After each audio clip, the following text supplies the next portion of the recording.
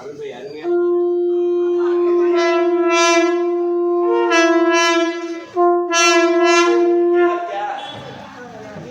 Veeramani very good very good வந்து அடிக்கடி வந்து பாடு. அந்த நம்பர் இருக்கு, அதில் கிளாஸ் நடத்துவாங்க சாயந்தரம் 6 மணிக்கு சேர்ந்துக்குங்க.